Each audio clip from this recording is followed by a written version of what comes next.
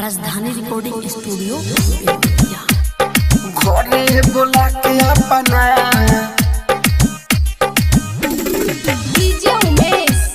घरे बोला के अपना जैसे मरवा दिली शादी के बात करे खातिर बोलाई ले रहे ओकर बाबुआ भाई ले रहे ओकर बाबुआ भाई शादी के बात करे खातिर बोलाई ले रहे ओकर बाबुआ भाई प्यार पर भरोसा कैसे हुई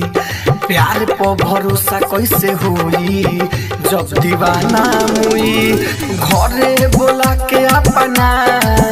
जान से मरवा दिली घरे बोला के अपना जान से मरवा दिली घरे बोला के अपना डीजे उमेश घरे बोला के अपना जान से मरवा दिली 2 साल से चलत रहे दोनों के चक्कर हो तब न देखलो सौ कर सकल हो घरे बोला के अपना 2 साल से चलत रहे ओकर चक्कर हो तब न देखलो सौ कर सकल हो ओइसे दीवाना जब मोरी ऐसे दीवाना जब मोरी प्यार कैसे करी घरे बोला के अपना जान से मरवा दिली घरे बोला के अपना जान से मरवा दिली घरे बोला के अपना डीजे उमेश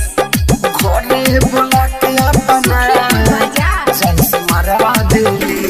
प्यार नाही करी हो तोहरो नु साथ हो राहुल राजधानी कहे बतिया सच हो घरे बोला के अपना प्यार नाही करी हो तोहरो नु साथ हो राहुल राजधानी कहे बतिया सच हो